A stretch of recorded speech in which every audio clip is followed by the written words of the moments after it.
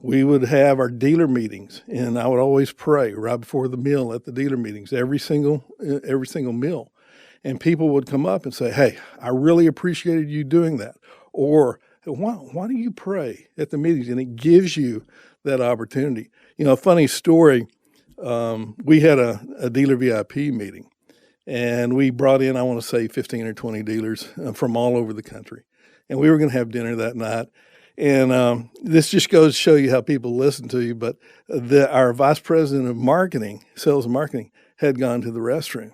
And so they said, are we ready to eat? And I said, yeah. And they said, do you want to pray? I said, yeah, let's pray.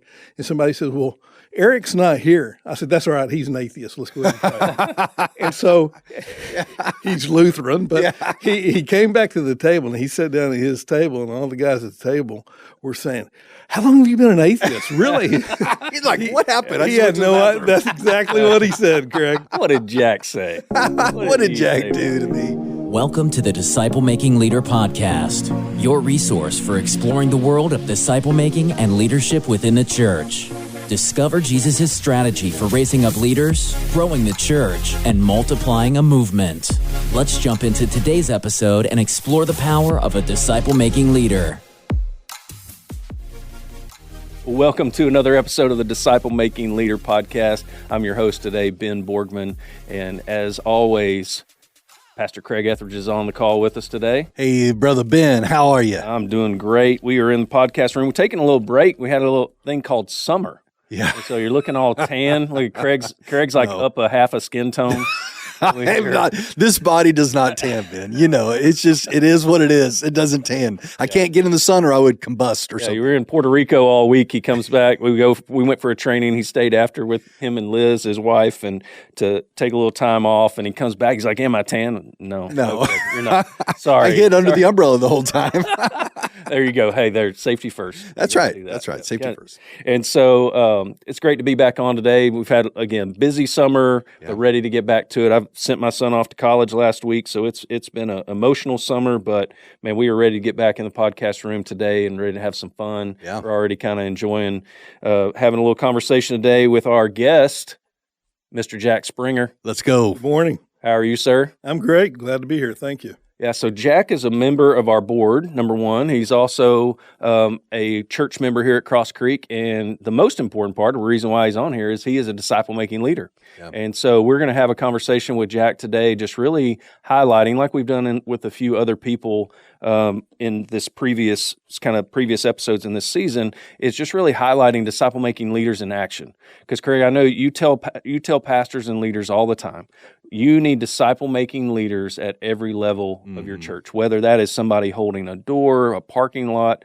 person, not just high-level leadership, high-capacity volunteers, but your goal or your aspiration as a leader and a disciple-making leader of a church should be to raise up disciple-making leaders everywhere and then releasing them into wherever God's planted them. That's right. And that's what we're talking about today is business. We're going to talk a lot about Jack is a businessman and has led at very high levels of corporations and entrepreneur. And so we just want to get his perspective, and we want to get your perspective, Jack, of just what does that look like? What's your story? How did God get you to where you were, and how did he use you? And again, we hope that as you're listening to this episode, that's an encouragement to you and maybe spur you on, because we see God using so many people in the marketplace, in wherever they are, with how God's wired them and uses them. There's great opportunity, and we really want you to be a disciple-making leader in action wherever God's planted you. So that's really what we're going to talk about. Ben, also just to say, if you are a business leader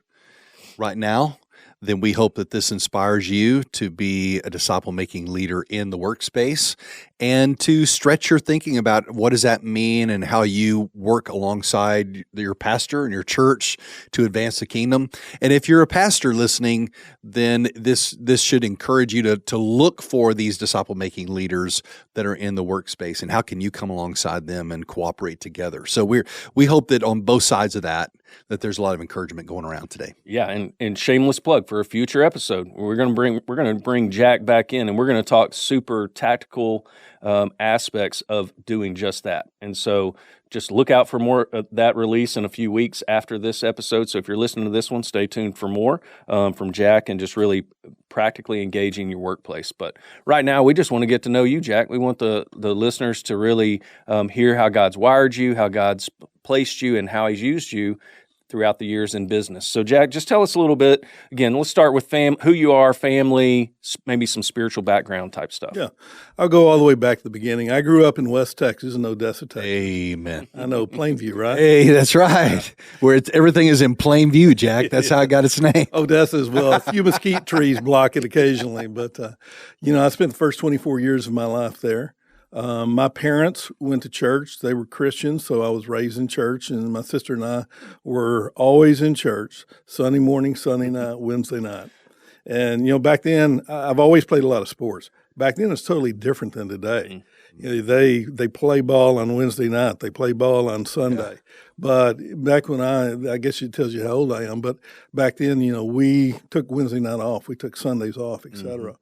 But I had the privilege of going to Odessa Permian High School. Oh, wow. There you go. In the 70s, which back in the 70s, it was Odessa Permian and Moeller High School out of Cincinnati, and then you had Plano in Dallas. Those were the three nationally known programs. Yeah. And so I went to Odessa Permian, and then always in church. And then we had changed churches, I think, when I was about 18 years old. And shortly after that, I met Brenda, my wife. And Brenda's a little bit older than me. I'll tell you a funny story. We dated for, I want to say 3 to 6 months. And my mother, she was very sensitive to her age, but she didn't know we were dating. So after about 3 to 6 months, I finally went in. I said, "Hey, just want you to know, I'm dating Brenda." And it was just complete shock in her face and in her eyes because she's so much older than me at that age, and she really wasn't. What was that? What was the age gap, or what's the age? Age gap's about 4 years. Okay. And so if I'm 18, 19, she's 23 or so. But that also led to a different conversation with Brenda because we had dated for around a year and a half, and she pulled me aside and she said, "All right, you're going to have to make a decision. I'm getting older. And if you're not going to move forward with this relationship, then I'm going to go do something else." So pretty quickly. Decision time. Yeah, huh? It was a decision. Promise ring first, and then after that we got married. There you go. So we stayed in church, and I think when I was 19, we began going to, we weren't married yet, began going to Temple Baptist Church with Jerry Thorpe as the pastor. And Jerry was a pastor that, fantastic preacher, fantastic teacher, but he was a winning souls type of pastor. One of the things I remember about Temple is they had a bus ministry that would bring in 500 or 600 kids every single week. And began teaching the junior high when I was about 20 years old. And so I've been teaching ever since then. I was able to graduate from junior high, 7th grade, to 9th grade, to high school, to college. And now I'm finally in Faith Builders here at Cross Creek teaching my own age. Well, you paid your dues with the 5th graders and the middle schoolers. And that is paying dues, yes. For sure. For sure. Went to school in UTPB is where I got my degree from. And went into a company called, and it was while I was still in college, went into a company called Gibson Distributing. And Craig probably knows the name because Plainview had one of those.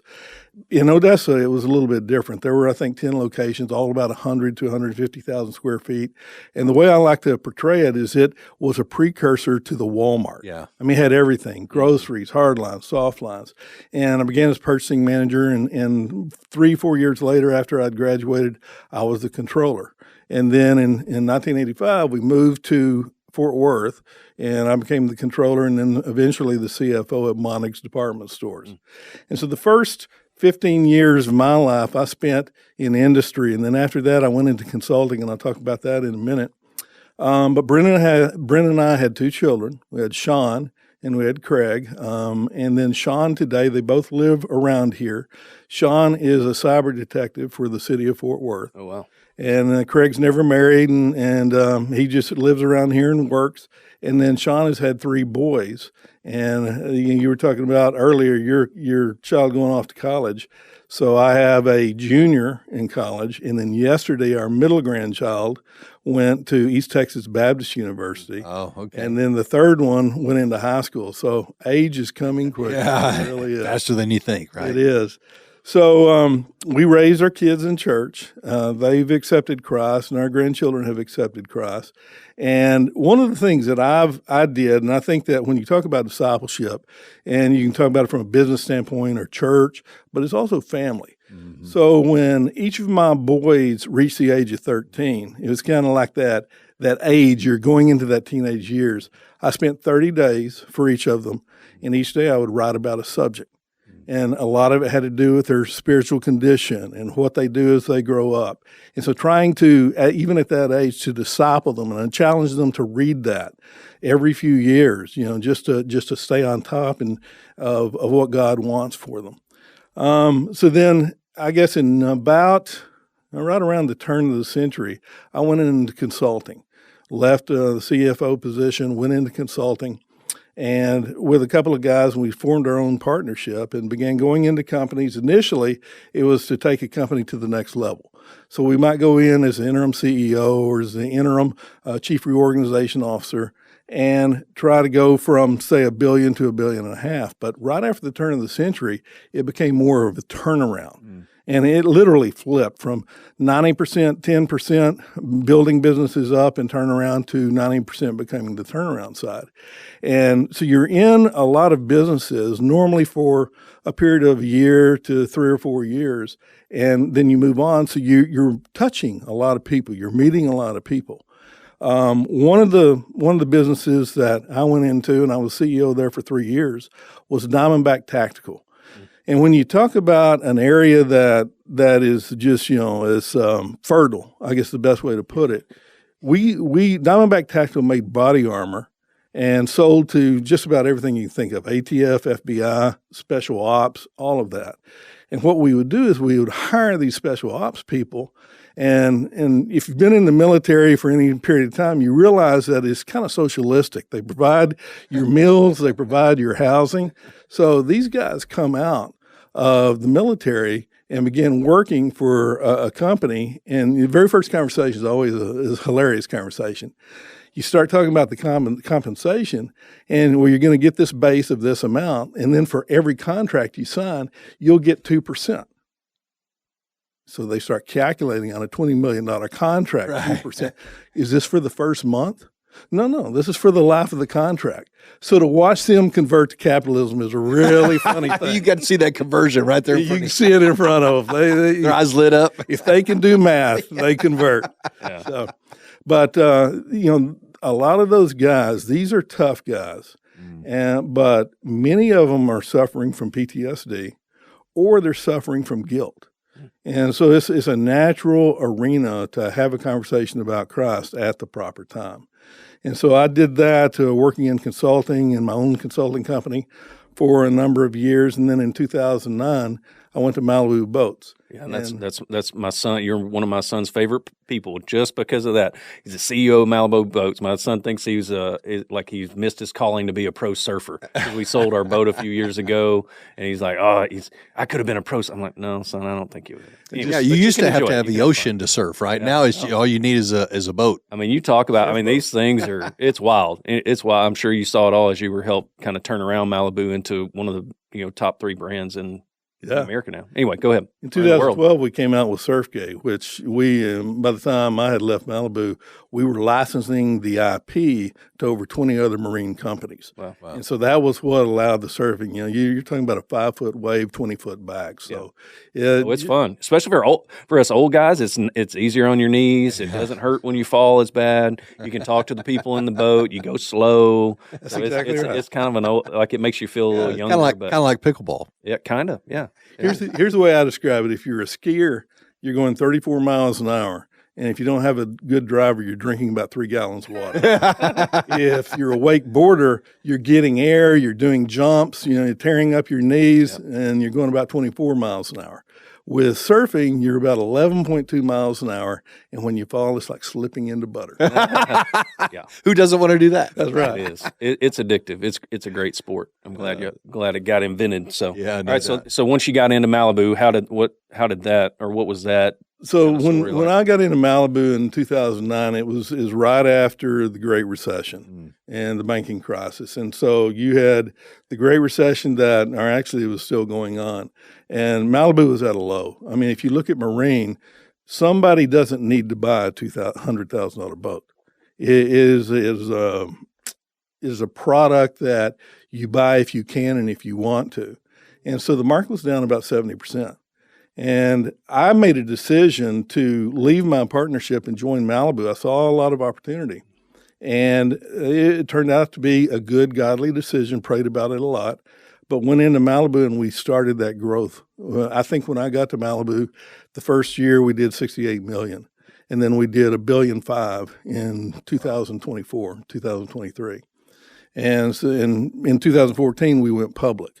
So we took the company public. But it was just a continual growth, adding companies, adding new businesses. And I think we went from one plant to, I think, 6 plants around the world, including Australia. And so it was just a fantastic growth opportunity through the years.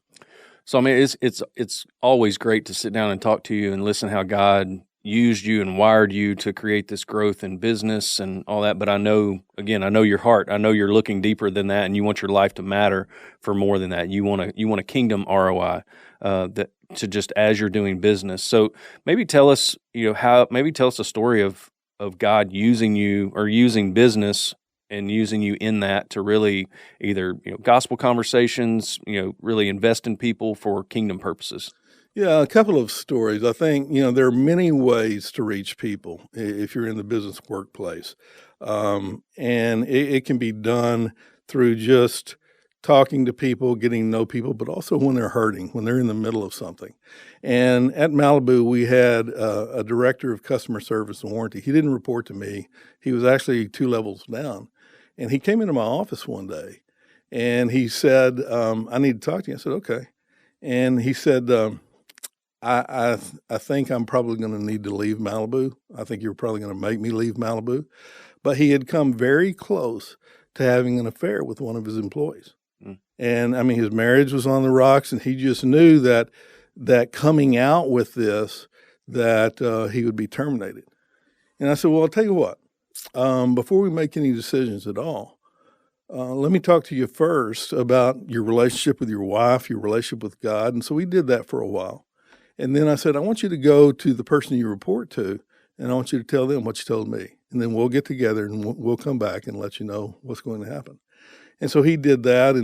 And I talked to the chief operating officer and who he reported to. And so we talked and we came back to him and brought him back in together and said, you're not going to lose your job.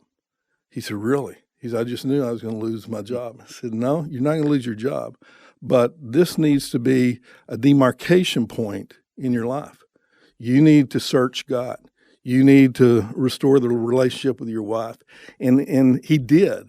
And even today, he has the relationship with his wife that's still there. Wow. He goes to church. He has that relationship with his God, or our God, and then his family.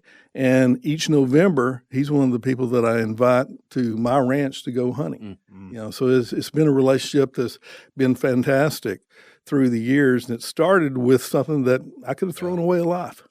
Jack, that brings a question that if there's a marketplace leader listening to this right now, I hear oftentimes that they feel like, I want to have spiritual conversation in the workplace, but is that appropriate?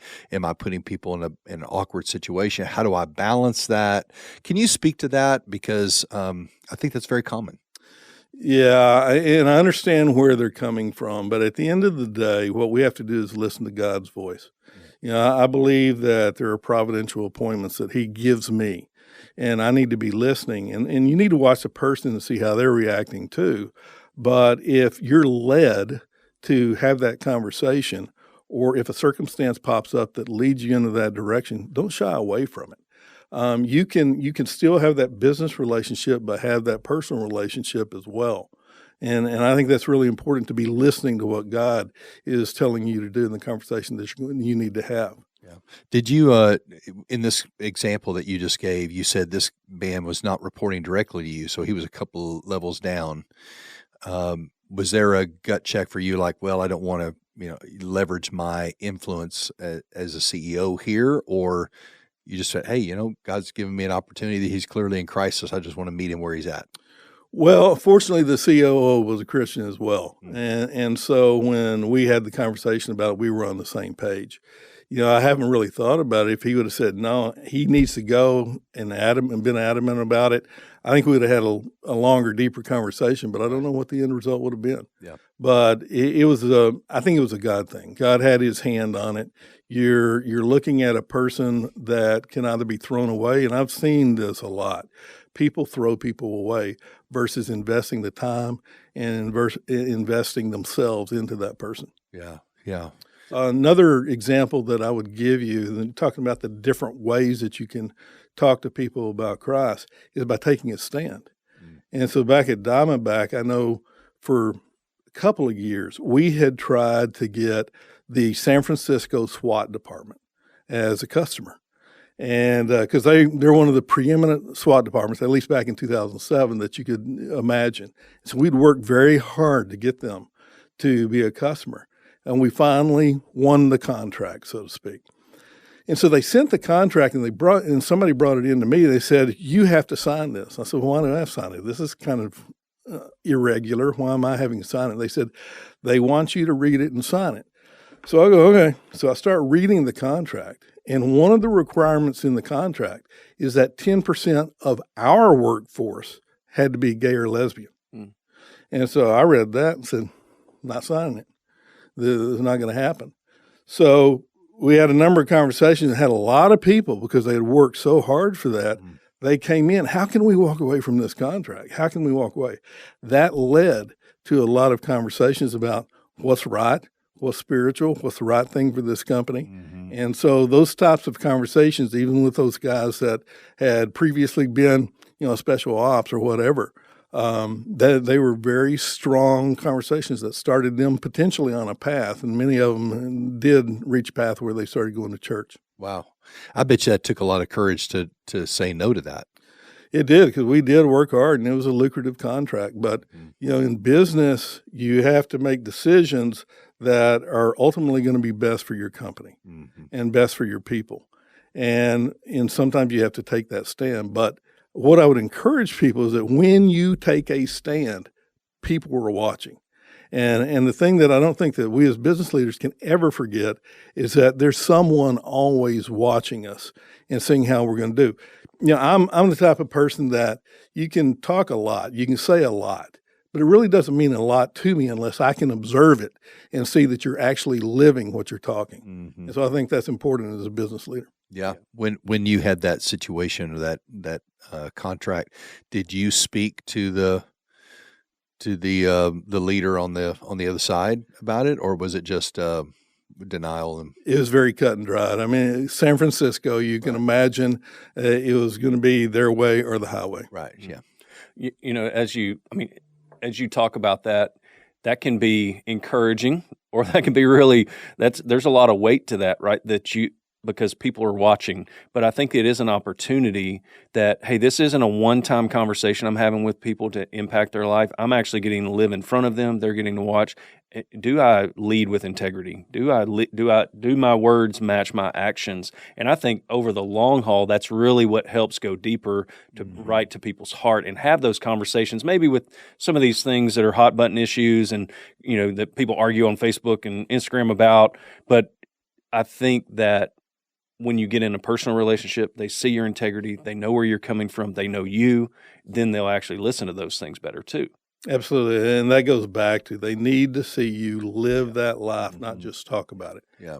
And so, Jack, going back to your first story, as you were telling me about that, not throwing, I think you said it this way, you didn't throw his life away. You didn't do that. I just can't help but think about how God's wired you for business and the opportunities He's given you of taking struggling businesses, going in, evaluating, revitalizing, growing. But I think He's also done that He's given you that vision for people too. And how do you see that those things intersect? Like He's wired you this way and gifted you this way to take a company from that's in the cellar and take it public, and it's successful, and it's one of the the greatest brands of towboats there is, right? So he's wired you for that. How do you see the similarities with people? If our relationship with God and our spiritual existence does not bleed over into other parts of our life, then we've got it compartmentalized, and we're not really living a Christian life. And it comes back to listening to when God speaks to you. The example that I gave you about the San Francisco SWAT, not everyone agreed with it. There were a lot of people that were upset, especially those that were going to be getting the commission off of it, and you have to spend a lot of time taking them through it. But you stand by what you're dealing with. Another example I'll give you is that there was a young engineer at Malibu, and had a lot of opportunity, a lot of growth, and he had just started his family, had a young daughter that was under a year old. And the last picture that he and his wife ever took was at the Knoxville Boat Show, and she was behind the Malibu boat steering wheel, holding onto the steering wheel. That night, she died of SIDS. Oh. And so I heard about it, and so and that's one thing that comes to us. You hear about things. You don't have to know about everything. You hear about it. And so I reached out to Justin and asked him to come talk to me. And he came in and he said, when HR told me that you wanted to talk to me, I thought you were going to fire me. I said, no. I said, I want to talk to you about your daughter. Wow. And so we talked about that. I found out where he was at from a spiritual basis, and he was a Christian, but they'd gotten out of church. And, stayed close to him for a while, to the point that his dad called me, who I didn't know, and just thanked me for talking to him. Said it was a great relief on him to hear about how I was a Christian and how I was encouraging him and so forth. I could have ignored that. So when you ask that question, Ben, it comes back to you listen to God. If God's telling you to reach out, even in that business environment, reach out to him. It can't be our business, but it has to be our vocation. Yeah. I mean, go back to the definition of disciple-making leader, Craig. And again, what I want everybody to hear and what we hope as you're listening to these disciple-making leaders in all walks of life is that no matter if you're a church staff member or a pastor preaching every week, that we should serve out of the overflow of Christ. Yeah. Every day you go to work, every day I'm at home with my family, I should be serving out of the overflow of what God is pouring into me. Yeah. And I think exactly what you're saying, Ben, and what Jack is pointing out is we tend to, especially guys, tend to compartmentalize ourselves. This is our workplace. This is where I am at church. This is what I'm like at home. And we compartmentalize. And to your, like you said, Jack, you're not really a Christian if you're only a Christian at the church. That's right. Right? A Christian is one that walks with Christ, lives out of the overflow of his walk with the Lord, and investing in others wherever he is. And so you can't turn off your walk with God when you step into the office or to the C-suite. And so the challenge is, how do you express your walk with God in a genuine way wherever you are? And I think that a lot of guys, a lot of C-suite leaders, they struggle with, how do I express that in my corporate environment, especially when some environments are very, they're adopting policies and so on that are hostile to the gospel message. And I've heard of that quite a bit ever since 2020. So Jack, what are some of the common challenges do you think leaders face in the marketplace as a follower of Christ? Just anything come to mind? Yeah, I mean, if you are going to take a stand, you're always taking a chance. I was very fortunate in that when I had those conversations or anything that was going on, no one ever attacked it. No one ever, quote unquote, turned me in or anything like that, which could have easily happened. Right. But I think you do it in some ways in an unobtrusive way. I think about it this way. It's almost like throwing a rock into a lake. That immediate group of people around me, they knew where I stood. They knew I was a Christian. We would have Christian conversations. The majority of the people that reported me tended to be Christian. It just worked out that way. But then you have that next level. And that next level is watching. They're constantly watching you. Is he really living to what he says he's going to do and who he says he is? And then you have that third level that people know you from the outside. And again, they're watching, but they really don't know you in depth. So for a business leader, one of the things that I did early on, I'm big on using word pictures. And so one of those factors of using word pictures is there are trigger words and trigger phrases that help people to understand that, oh, this guy's different or this lady is different. I would use terms like blessed, being led to. But you use those trigger phrases or trigger words, and people invariably will come back and say, well, what did you mean by you're blessed? And so if you focus on not just the business vernacular, but focus on the wording that you're using, people key into that. One of the things that we did at Malibu and previous companies, frankly, is we would have, a big Christmas dinner, and we would always pray before that Christmas dinner. We would have our dealer meetings, and I would always pray right before the meal at the dealer meetings, every single meal. And people would come up and say, hey, I really appreciated you doing that. Or why do you pray at the meetings? And it gives you that opportunity. A funny story, we had a dealer VIP meeting, and we brought in, I want to say 15 or 20 dealers from all over the country. And we were going to have dinner that night. And this just goes to show you how people listen to you. But our vice president of marketing, sales and marketing, had gone to the restroom. And so they said, are we ready to eat? And I said, yeah. And they said, do you want to pray? I said, yeah, let's pray. And somebody said, well, Eric's not here. I said, that's all right. He's an atheist. Let's go ahead and pray. And so he's Lutheran, but he came back to the table, and he sat down at his table, and all the guys at the table were saying, how long have you been an atheist? Really? He's like, what happened? He had no idea. That's exactly what he said, Craig. What did Jack say? What did Jack do to me? Oh, my. It's interesting as you're talking about this, Jack, what came to my mind is that, we have all these encounters of Jesus with individuals, right, in the Gospels. A leper here, a blind person there, a woman that has a physical problem, all these kinds of things.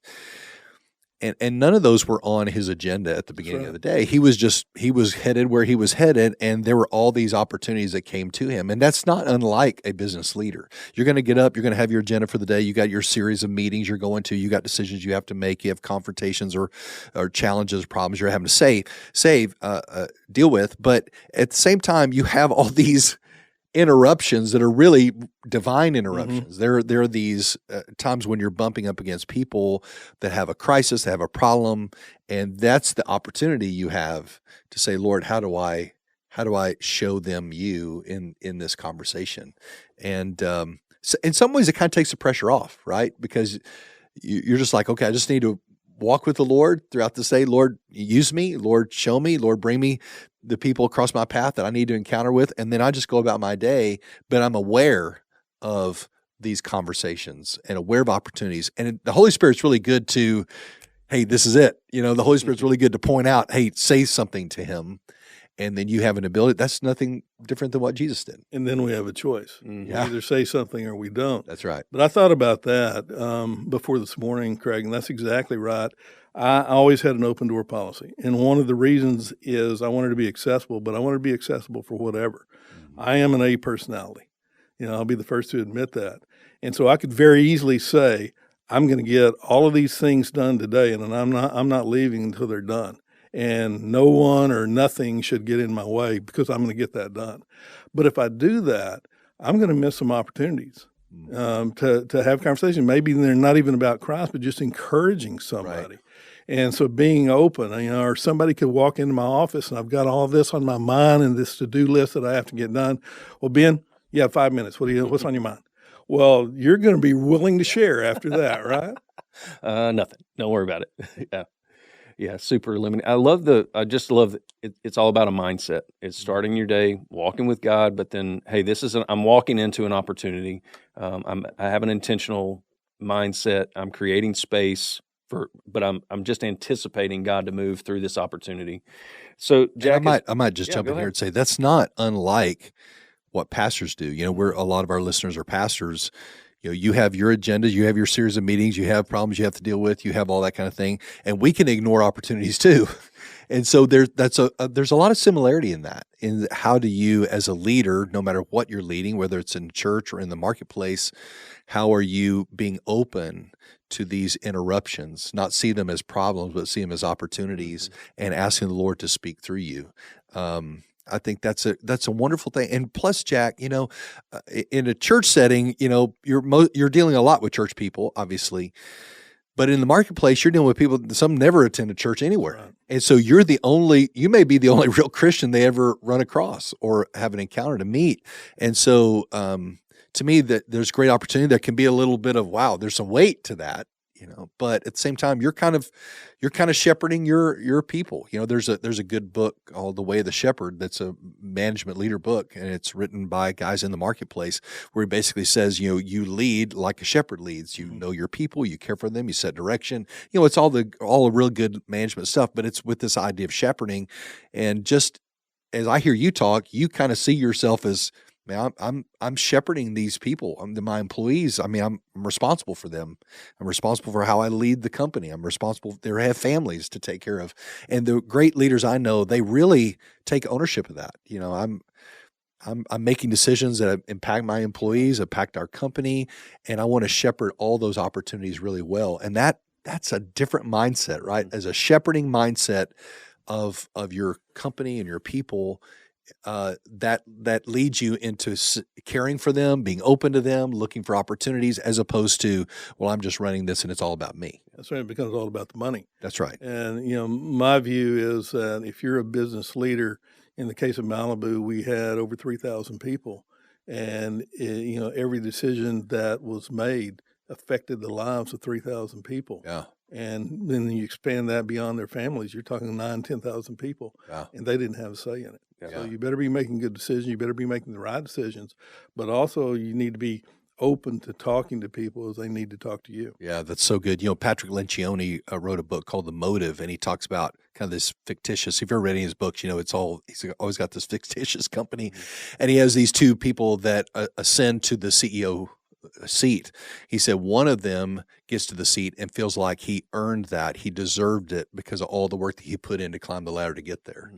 And so it's all about preserving his seat and enjoying his seat, where the other one ascends to the seat and sees it as a responsibility to shepherd and care for all the people under his care. Yeah. And those are two different mindsets, are they not? They are. And you probably have seen both, I would guess. I've seen both. I mean, there are other CEOs that are Christians and they act a certain way.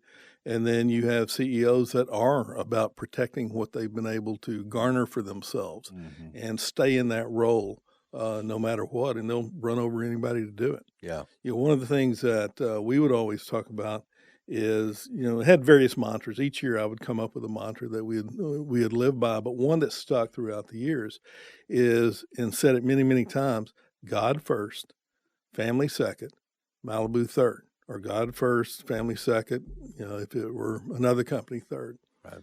And a lot of people say that. But again, it becomes one of those things where you can say a lot of things, but do you really live it? Yeah. Mm-hmm. And the real practice was when somebody would come to me and they would say, hey, I'm going to be leaving the company. Well, why are you leaving the company? I mean, you have such a great role here.